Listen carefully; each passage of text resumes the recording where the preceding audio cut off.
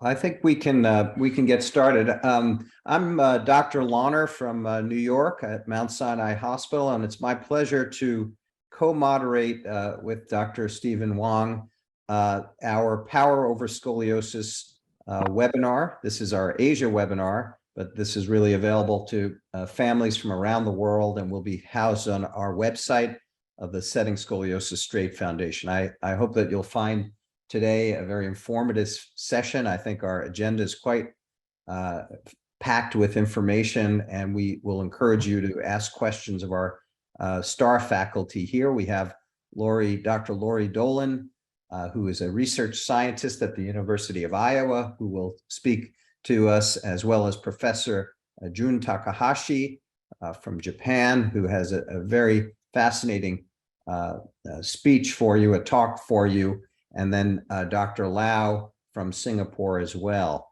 So let's take a look at the additional speakers that we have, our fantastic patients who will give testimonials about their own stories dealing with their scoliosis condition. And we look forward to hearing from Saori, Mori, and from Elizabeth Gostelow. We ask that you please submit your questions through the Q&A at the bottom of your screen. That's on the right side, just next to the raise hand. Please do not use the chat, although we'll look for any questions on the chat, but please, again, use the Q&A, and you will present your question on the Q&A, and then we as moderators will then present your question to the specific speakers. Our webinar is shown here.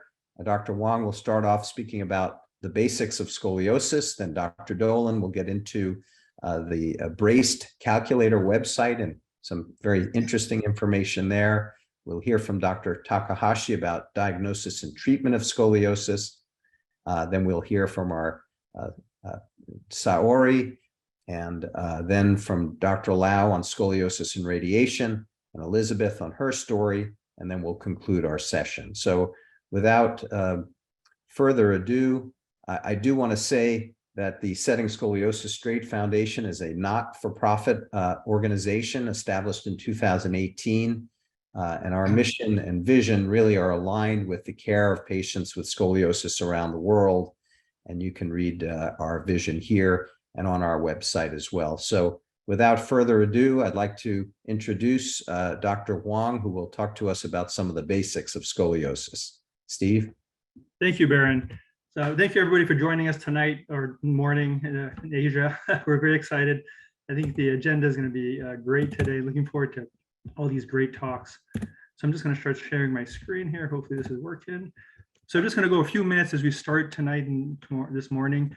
I just want an introduction of scoliosis. So what exactly it is. And typically, our main society defines it as a curvature of the spine, kind of from this view looking at the front, greater than 10 degrees. We have a couple of big categories, big diagnoses, and a lot of what we'll hear from a lot of our patient advocates like Ms. Saori is people who've had idiopathic scoliosis, which is kind of the most common type we see. But there's other less common types like congenital scoliosis, neuromuscular, which we typically see with CP children, or syndromic with different diagnoses. And typically when you come in, you'll see your physician, your surgeon, and we'll often do this Adams forward bending test where they kind of have you put your feet together and lean forward, reach for the ground. And really we were looking for the rotation of the rib prominence, which may kind of denote a little bit of how severe the curve is. Typically when it's 5 or 6 degrees, if you have school screening programs, we'll start to use that to look for an x-ray or to prompt another investigation. And overall, we'll look at the balance of the waist, the shoulders. Often families may notice, so their children having different shoulder heights as initial presentation for scoliosis, or the pelvis as well. And this is an example of that Adams forward bending test, where you kind of lean forward, your legs are usually straight, and you kind of reach for the ground, and we just measure that rotation across the rib prominence. These are an example of how it could get much more severe as the curvature progresses from the bottom left, kind of the bottom right. And then typically with idiopathic scoliosis, we see this again, the most common type, so you see it in about 2 to 3% of the population. And then depending on when you're diagnosed or what age, we typically denote a different name with it. Infantile being, if you're really young, 0 to 3. Juvenile, if you're 4 to 9. And the most common type we see is adolescent children. So usually, especially girls, there's a slight asymmetric distribution, and more commonly 9 or 10 out of girls have it for each boy we diagnose with it.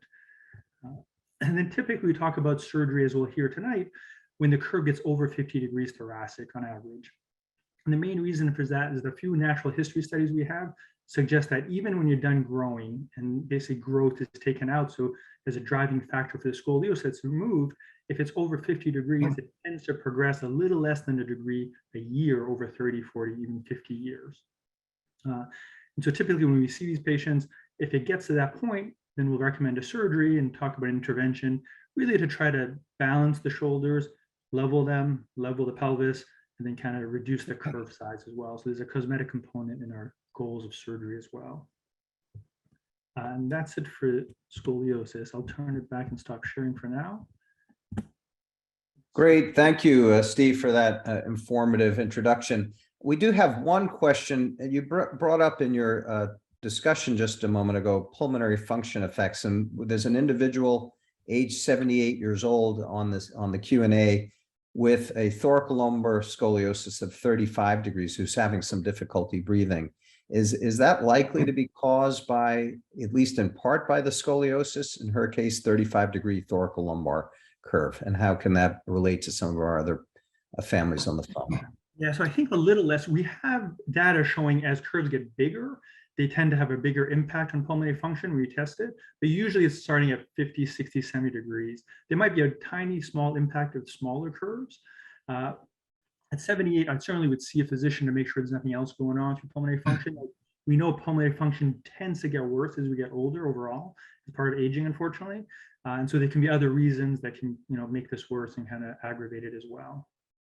Great. Well, that's terrific. So I think we're going to now turn it over to Dr. Dolan, who's done a tremendous amount of work on the role of bracing for patients with scoliosis, and will talk to us about the Braist-Calc calculator and the website. Thank you.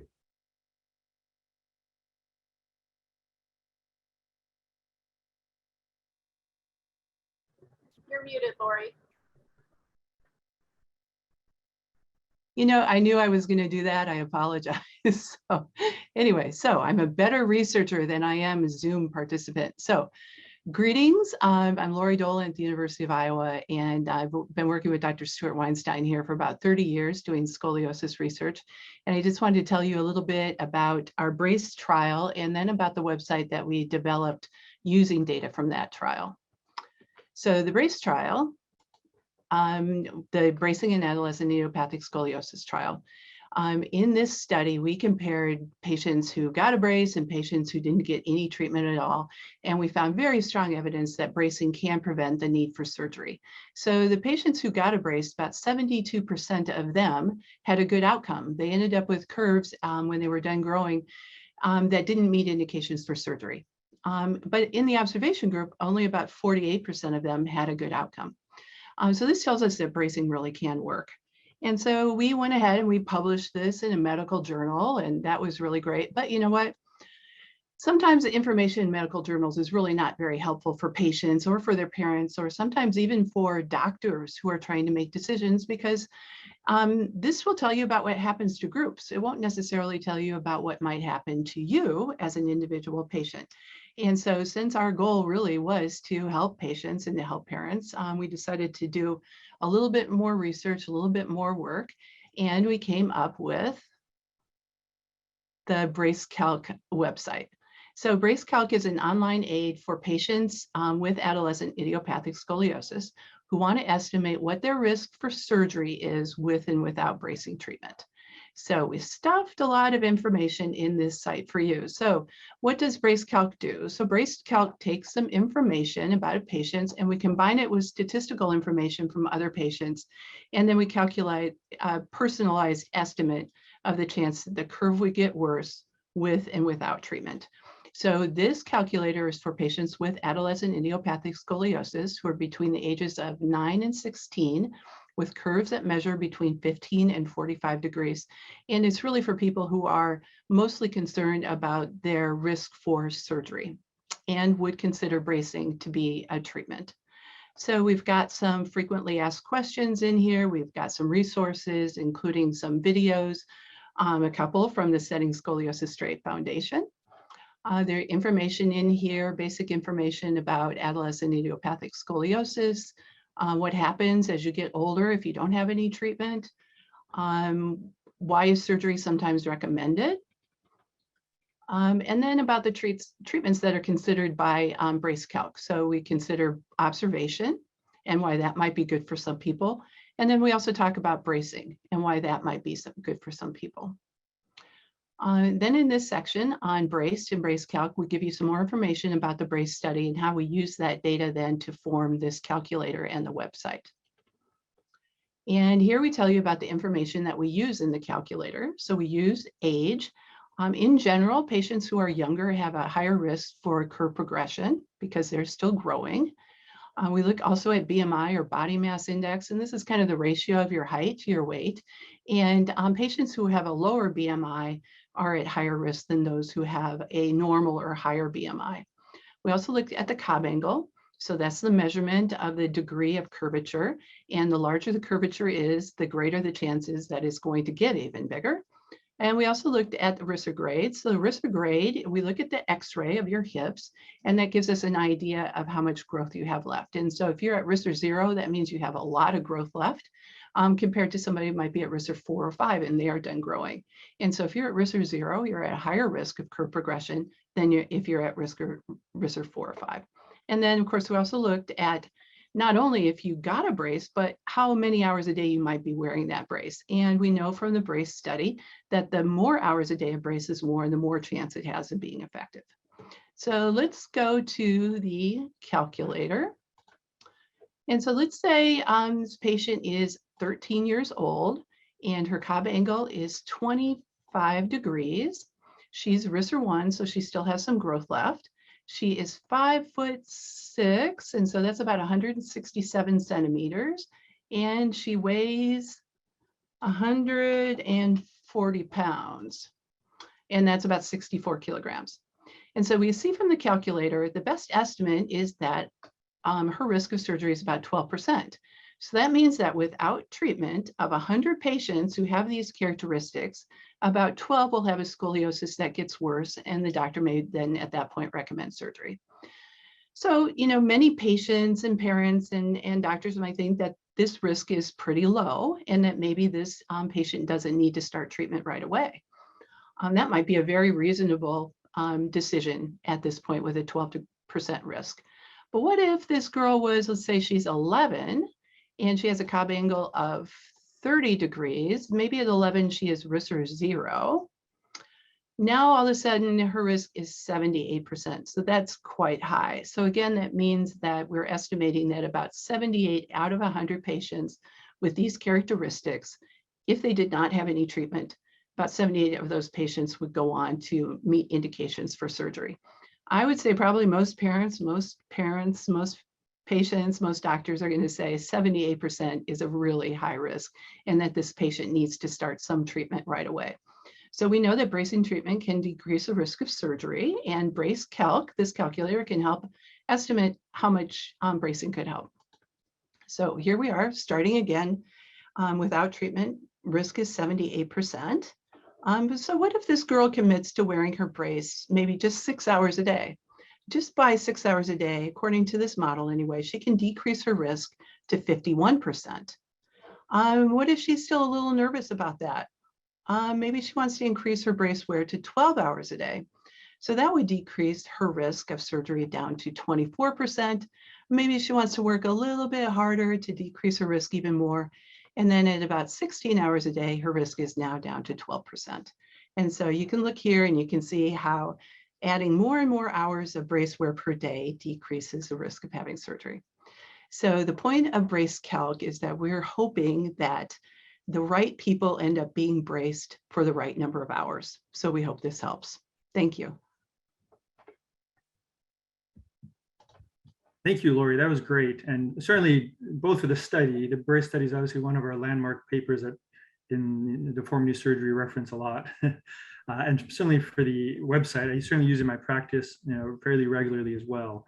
There's a question from Goshani asking, could you please share the link to the Braist-Calc website? Yes, we can do that, I believe. Well, we have to go back here to my slides. probably post in the chat too if you wanted to. I could do that. It's kind of long. I have to apologize for And then that. the second note, while we see if more questions come up, one of the issues sometimes in clinic we're running around, is there any thought to make an app for this, or we just easily click on it and just with the attention span we have nowadays? You can, okay, so there is the link, and it's pretty long. So we can post that on the Setting Scoliosis Straight website, I assume. So you can, if you pull this up on your phone, there is a way, then you can click to save it to your home page, I believe, and then you can easily get to it. Thank you.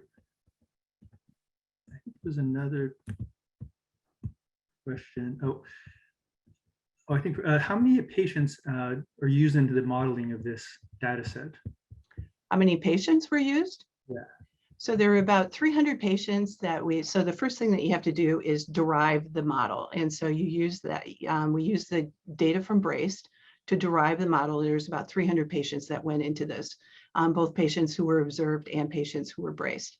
And then we developed the model.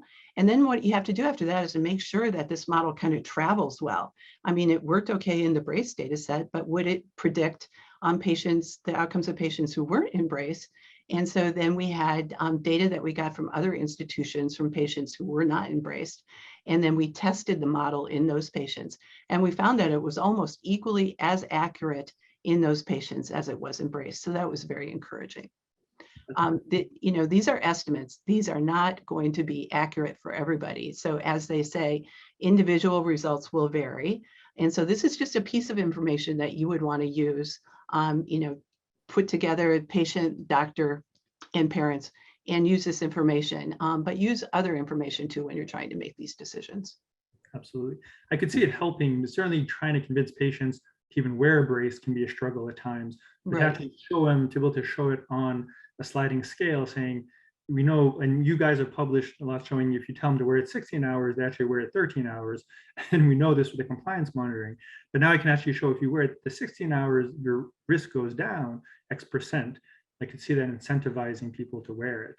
That's what the hope is. And the hope also is that I think that especially parents are nervous to not treat their children's conditions. Any child who gets an earache, their parent wants them to have antibiotics or ear drops, right? And so come in and you've got scoliosis and people are nervous and scared and they're afraid to not treat it. And so maybe if they see some of these estimates, that would give them a little comfort and give them permission maybe to not treat that scoliosis. Just Steve, a quick question. This is from Dr. Lau, and that was posed in the chat, and that is for Lori. Is this data and this calculator website, is it relevant to patients around the world, to Singapore and other countries around the world, other populations? That I'm not quite sure of. So it would be wonderful if people from other populations could share their data with us. And then this is in the midst of being published right now. If we have additional data, then we can test and see how well, I always say it travels, how well this model would travel to different populations. So especially BMI, we know that BMI might be different and have a different effect on bracing outcomes in different countries. And so it would be really good if we had some more data, international data. This is just data from patients in the United States and Canada. Great. Thank you very much, Lori. I think there's another question, but I think it's a little separate. So maybe for now we'll go on. I'll try to answer this on the side. And Professor Jun Takahashi is going to present on the diagnosis and treatment of adolescent idiopathic scoliosis and share with his experience from Japan with us. Thank you.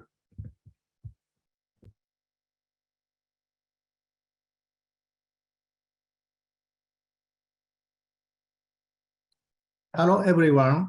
I am Jun Takahashi from the Department of Orthopedic Surgery at Shinshu University in Nagano, Japan. Today, I would like to tell you about the treatment of adolescent idiopathic scoliosis. Adolescent idiopathic scoliosis, or AIS for short, is a deformity of the spinal column involving lateral curvature and rotation.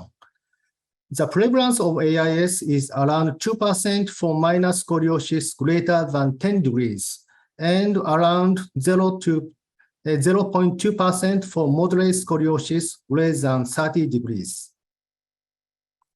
Looking at treatment,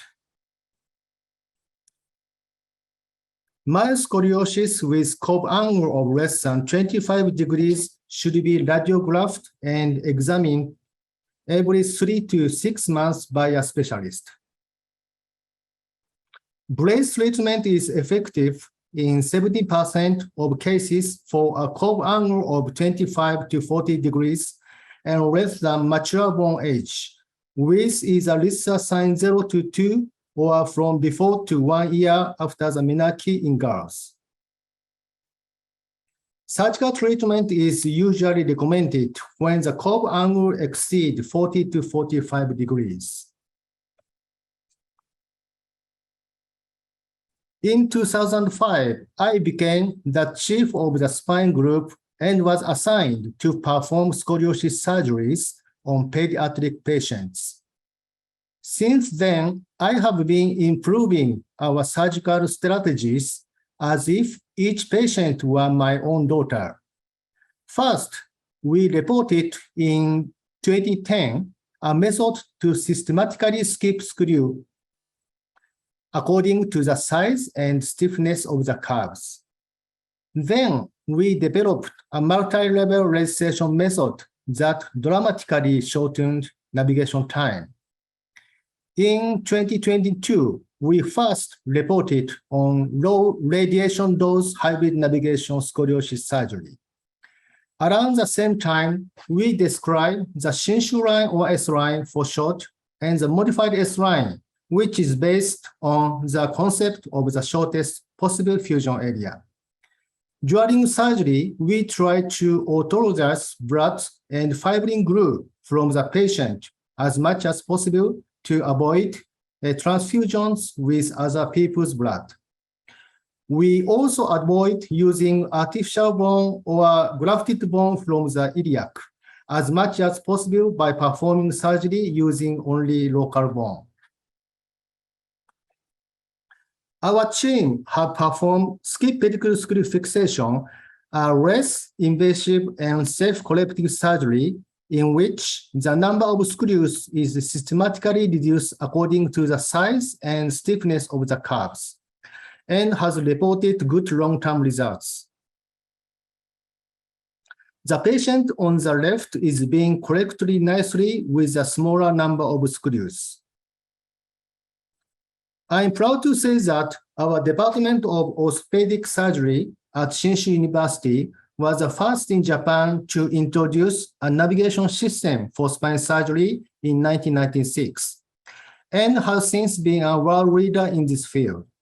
As you can see here, the spinal cord, vertebral artery, and aorta are very close to the pedicles where screws are inserted, and so damage to this organ can be fatal. Navigation is a powerful tool to insert screws into narrow pedicles with a precision of less than 1 millimeter. During the past 26 years, we have inserted more than 10,000 screws and have never experienced spinal cord or artery injury caused by screw misplacement. Early form of conventional CT navigation had the disadvantage of a long operation time since they registered only one vertebra at a time. In our multi-level registration method reported in the journal Spine in 2010, we can see that this method assigns 3 vertebrae at once, which greatly shorten operation time. As our technology advanced, the hybrid operating room was first introduced in 2018. Let's look at the system in action. The reference frame is attached and matrix is placed. We turn the artist pheno. It takes about 5 seconds to take a CT image. In about 5 minutes, the information is sent to the navigation system. The video shows the insertion of screw using the navigation screen as a guide.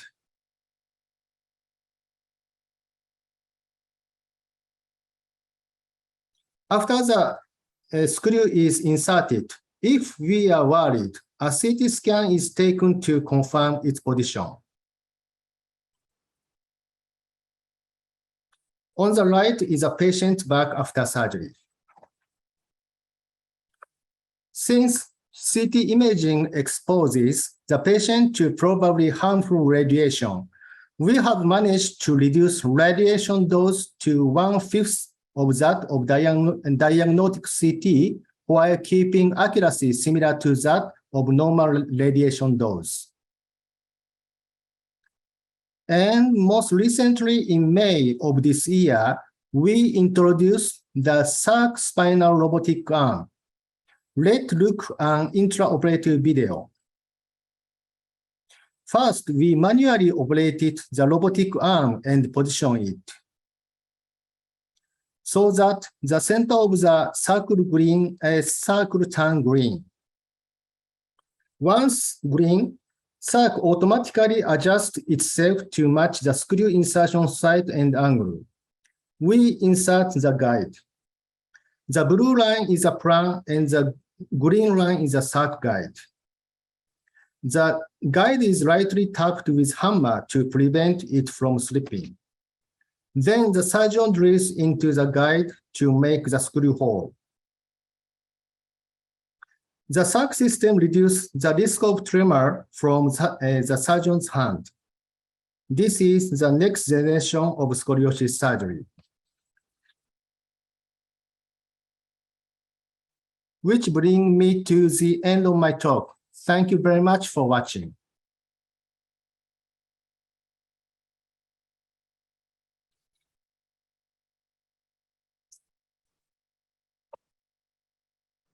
I think you muted, Aaron. Sorry.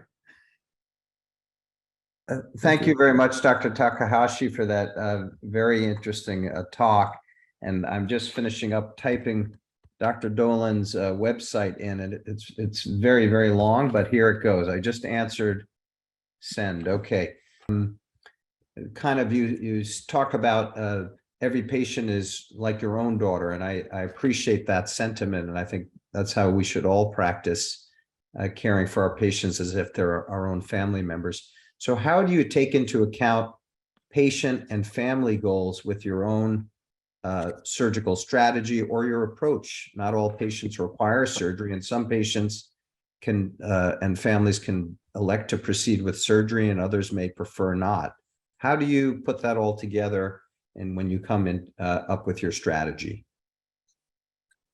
Thank you for this very practical question. I think the goal of the patient and their family to have the straight spine as possible with the least invasive and safest surgery possible. First, we use a modified S-line approach to achieve good correction with the shortest possible fusion area. Screw insertion is done precisely using CT navigation.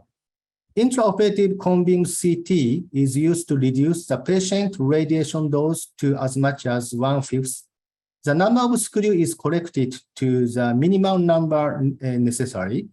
Before the surgery, autologous blood from the patient is collected to reduce intraoperative blood loss and avoid the transfusion of other people's blood. We also perform only local bone graft and do not use bone taken from the iliac bone, artificial bone, or allograft. Most importantly, I always tell patients and their families that if it were my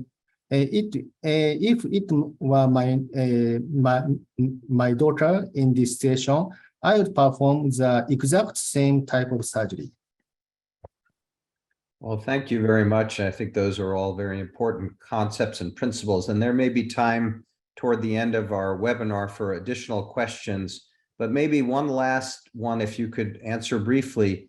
Have you found that the use of navigation and robotics has decreased your complication rates in the patients, both before you started using navigation and robotics to the current phase now?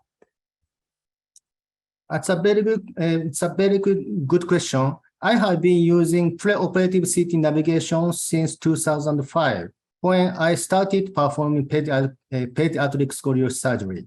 We reported in the European Spine Journal in 2017 that the major screw perforation rates with preoperative CT navigation was 6.1%. Next, our major screw perforation rates with intraoperative navigation in the hybrid OR reported in the journal Spine in 2020 was only 3.4%. Outside our team, the major perforation rates for freehand screw insertion depends on the skills of the surgeons and is reported between 3 and 20%. A systematic review of pedicle screw perforation rates for scoliosis also shows that CT navigation had lower perforation rates than did freehand techniques or fluoroscopy. Although our 2017 and 2020 study has no control patient, we believe that the use of navigation and not skilled God hands will effectively decrease the major screw perforation rates. Very well, thank you so much. And we're now going to go on to our first patient from Japan. This is Saori Mori, and I apologize for my terrible accent. But Saori, please present, and I believe Dr. Takahashi, Professor Takahashi, will translate into English. Thank you.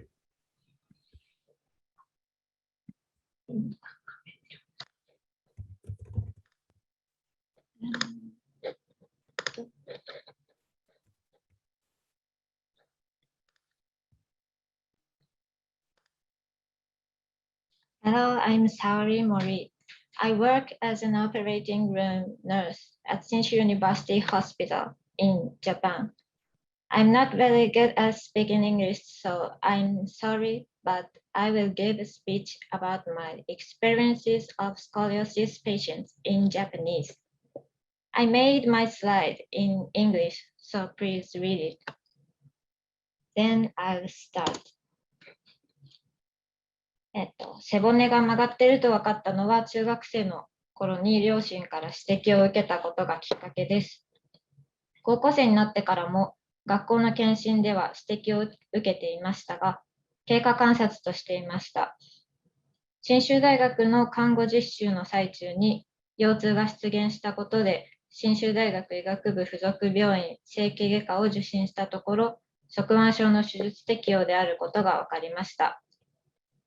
見た目を良くしたい、腰痛を治したいということで手術を受けることに決めました。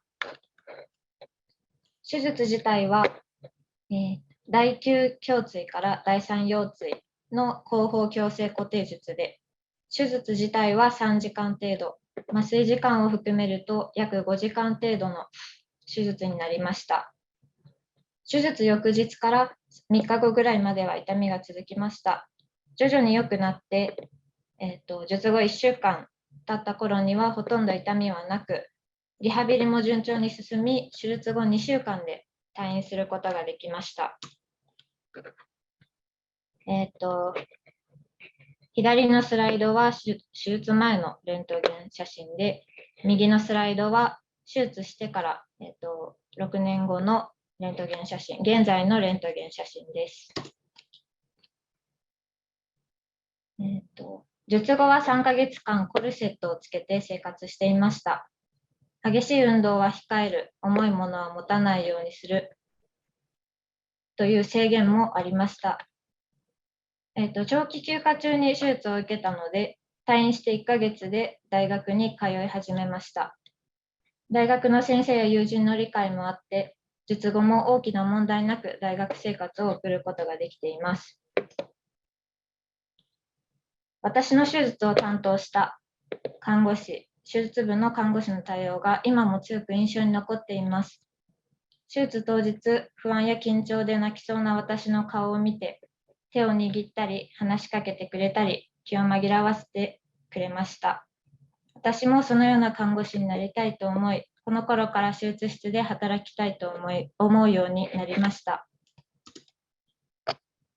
手術から1年後、手術を受けて信州大学病院の手術室勤務を希望し、希望通り手術室看護師として働くことになりました。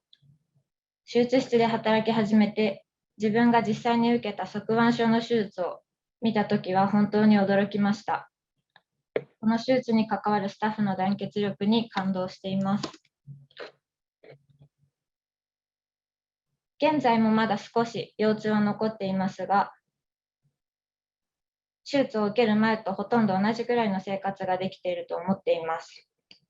私は心配性なので、激しい運動も今は控えていて、ランニングなどの軽い運動程度を行っています。現在、手術室に勤務して5年になります。信州大学病院の脊椎手術では、ハイブリッド手術室での側腕症手術はもちろん、先ほど高橋先生からの紹介もあったサークという脊椎ロボットアームを使用した手術も導入されています。この脊椎手術だけではなく、その他の診療科の手術でも様々な医療スタッフがチーム一丸となって手術に臨んでいます。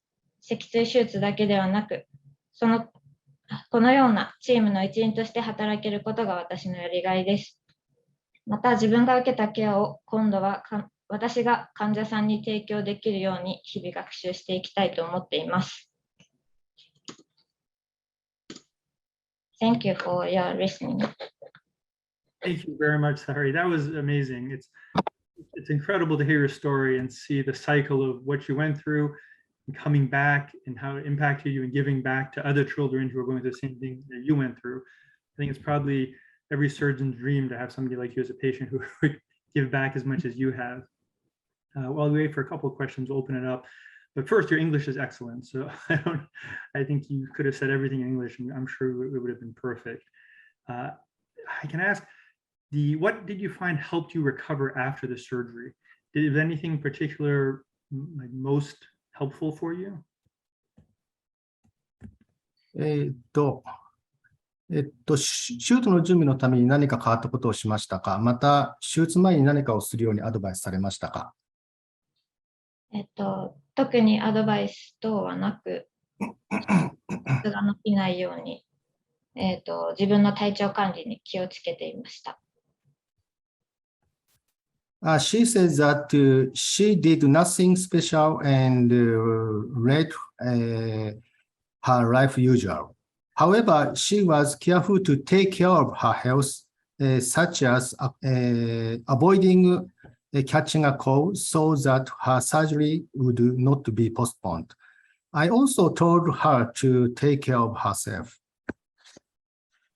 Well, that is great. It's very modest of you as well. I think to hear that your pain was gone after 1 week is tremendous. We have lots of patients that have several weeks of recovering from the surgery.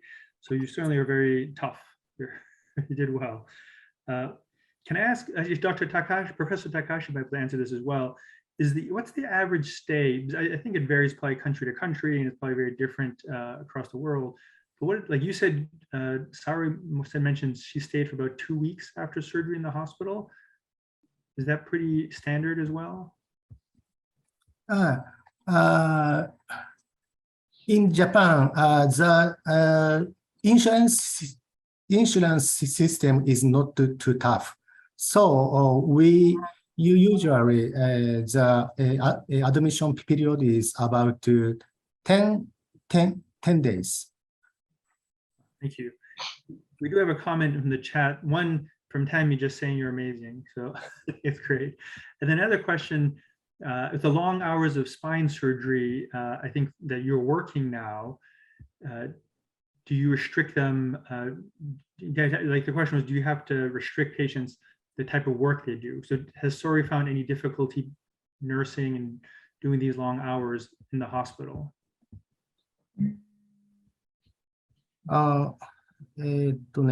森さんが自宅や病院で行ったことで回復に役立ったと思われることは何ですか？また回復期に患者に進めることは何ですか？まずは回復になったこと。筋力を、つけること。で、なんだっけ。特に何もしてない。筋力をつける。スクワット。はい。スクワットをして足の筋力をしっかりつけて、体に負担をかけないようにするのを心がけていました。She says that she was taught how to do squat during her post-operative rehabilitation. Those exercises were designed to strengthen the muscle in her lower ribs to support the body, which she found very effective. We believe it is important to train to prevent muscle weakness. Thank you very much. And I'll try to answer some of the other questions just by texting, but thank you, Saori, that was excellent. Next, Dr. Lau is going to talk to us a little about scoliosis and the radiation impact it has as well. Thank you. Good morning, everyone. I would like to thank the Setting Scoliosis Straight Foundation for the invitation to this webinar. This is really a good opportunity for the patient from the region to get to know the foundation and the good work that it has done thus far. I would like to share with you the less often discussed topic, AIS and radiation. When we think about radiation, we often think about nuclear disaster. It produces a sense of anxiety and calamity. That's when things get out of control. Medical usage of radiation is done in a controlled manner. It is commonplace and beneficial, particularly in AIS patients. The X-ray allows us to, firstly, diagnose the condition, and secondly, follow up the condition to see whether it is getting better or worse. X-ray is a special form of light that is invisible. It has extremely short wavelength that has high energy. In science experiment, we know that by focusing the visible light that has lower energy, we could light a fire. X-ray has higher energy level that has an ionizing effect. They can make our molecules in the body unstable. The extremely short wavelength allow it to penetrate our skin, soft tissues. Our bones, including our spinal bones, block its penetration, producing an image called radiograph, which I will show to you later. The amount of energy transfer to our tissue is measured in this quantity called serviette, or SV for short. This allows us to determine the safety threshold. A patient diagnosed with AIS often requires multiple X-ray in the journey. This patient, let's call her Alice. Alice was diagnosed with the condition at the age of 10 years old. She was started on the brace. The brace did not work so well for her. The curve had progressed. Alice underwent surgery at the age of 11 years old. She had 3 sets of X-ray after the surgery. The last set of X-ray was taken when she was 13 years old. She's expected to have another X-ray at 5 years after the surgery. This is Candice's journey. Candice was referred in at the age of 13 years old and was seen 6 monthly for 2 years before surgery. She had 4 sets of X-ray at 5 years after the surgery.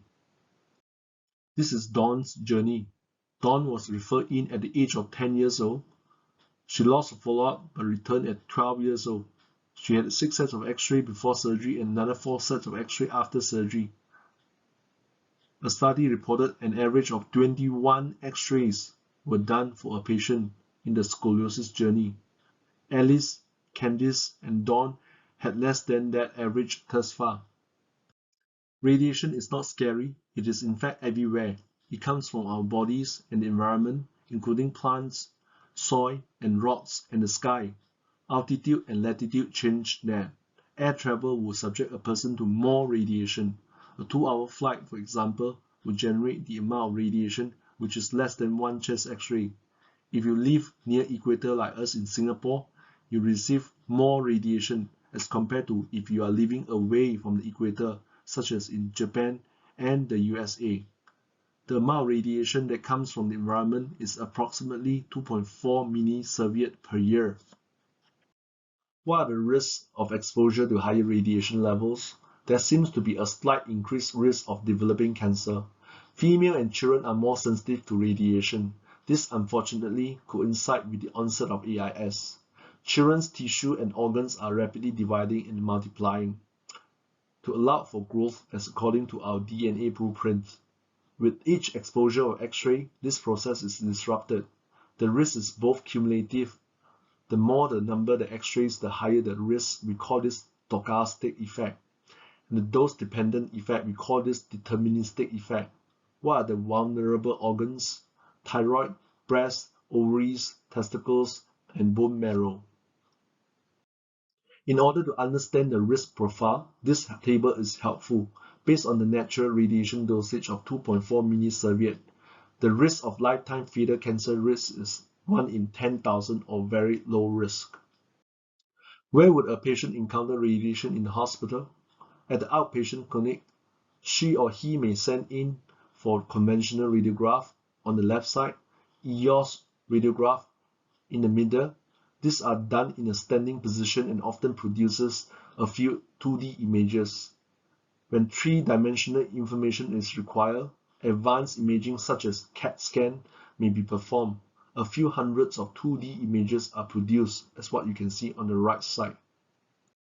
In the operating room, the patient may undergo fluoroscopic imaging. This is similar but more zoomed-in view of the 2D images of the conventional radiography. A mobile CAT scan may be performed to guide the surgeon. Hundreds of 2D images are produced to improve the precision of the surgery. This piece in New York Times asks a pertinent questions. Are we irradiating ourselves to death? This table summarizes the pertinent radiographic investigation and its radiation dosage and compared to time to accumulate the similar amount of natural radiation. The highest without a doubt is when CAT scan is done. The radiation dosage is equivalent to 3 years worth of natural radiation per region, as you can see in here. The lowest is when EOS full spine microdose is done, which is less than 1 day worth of natural radiation. Contrast this to 3 to 6 months when normal conventional radiography was done. How do we minimize the radiation exposure? These are the 7 hacks. Notice the sign of radiation on the door. That's when you stay near a potential source of radiations.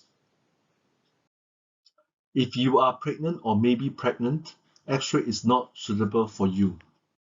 First off, when there is a choice in your facility between conventional radiography on the left and EOS radiography on the right, I would recommend EOS radiography. 2. EOS microdose produces a lot less radiation compared to EOS normal dose. Before surgery, EOS microdose may be all that you require. Please discuss with your doctor. Whether you are using conventional radiography or EOS radiography, back-to-front radiography is better than front-to-back radiography. Putting the sensitive organs such as breast away from the source of radiation reduces its exposure. The green tick signs are the recommended facing of the patient. Simple maneuver like this reduces radiation by 65%. 4. Avoid radiation when there is no need. When the need arises, use as low as reasonable achievable principle. The interval of X-ray is recommended to be 6 to 12 months or even longer as directed by your physicians. Shorter interval of X-ray may be required when the curve is moving quickly or in the recovery period after surgery. 5. Very occasionally, the parents or caregiver may need to be present in the X-ray room to assuage an anxious child. Please wear leg gown and turret shield and stay far away from the radiation source. For EOS radiography, the blue lines are where the scattered radiation is the lowest. 6 is within the control of your care team. Understand that higher radiation with the use of CAT scan either before and or during the surgery. Pediatric dose adjustment will lower this tremendously. 7. Knowledge is power. Image Gently is an alliance to enhance radiation protections for children. They have credible resources for patients and families. You can find relevant information for many procedures, including radiations with bone scan. Radiography is the gold standard in the AIS management. Non-radiation methods such as ultrasound, upright MRI scan, and surface mapping with camera are currently not well developed and are not adopted as a mainstream in the AIS management. In summary, children, particularly girls, are sensitive to radiation. Thyroid, breast, gonads, bone marrow are sensitive to radiation. Radiation is naturally occurring. Radiographs, X-ray is helpful to doctors in managing AIS. Adherence to ALERA principle is recommended to keep the radiation risk at the minimum. I hope the 7 hacks that I share with you is helpful in your AIS journey. Thank you for your attention. Dr. Lau, and that was an excellent and very inclusive talk. I don't see any questions, and we want to stay on time, so I think your talk really speaks for itself. So we're now going to introduce Elizabeth Paulin Gostelow, who is one of our patients from Singapore, but Dr. Lau's patient. So Elizabeth, we'd love to hear from you. Yeah, sure.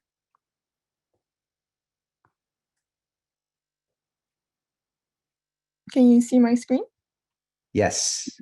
Okay, hello everyone. I'm Elizabeth Pauline Gostelow, and today I'll be sharing about my scoliosis journey.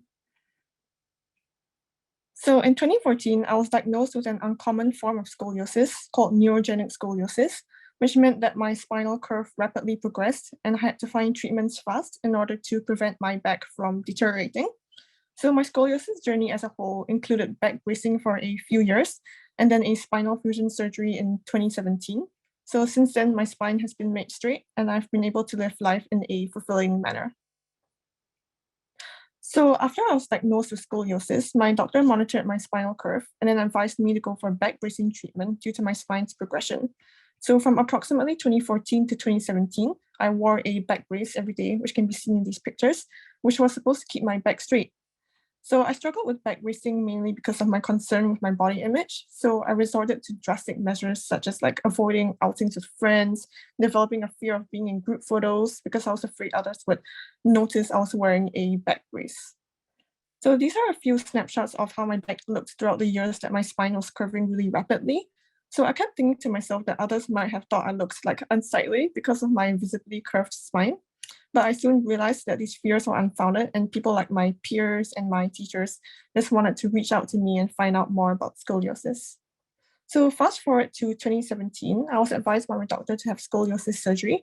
So I was admitted into National University Hospital, NUH, in about late October 2017 to start my halotraction treatment for about a month.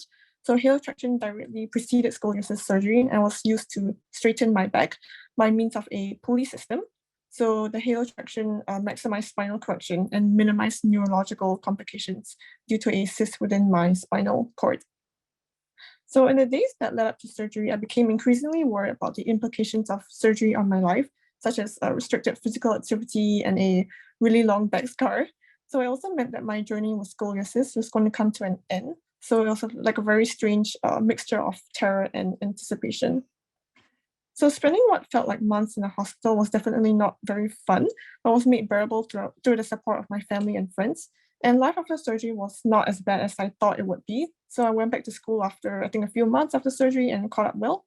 And my overall experience with scoliosis helped me moderate my stress when it came to new challenges, as well as made me more willing to be emotionally vulnerable with my friends and loved ones, such as by not being afraid to rely on them or ask for help. Yeah, and that sums up my journey with scoliosis. So with a straightened spine and a successful recovery, I decided to write a book called Embrace. So I started having this thought that since I went through scoliosis and its various treatments, I could turn my experiences into something possibly helpful or relatable to others with scoliosis. So I wanted my book to act as a way to connect with other individuals with scoliosis, as well as raise awareness of scoliosis. So here are just some snippets from my book's second edition.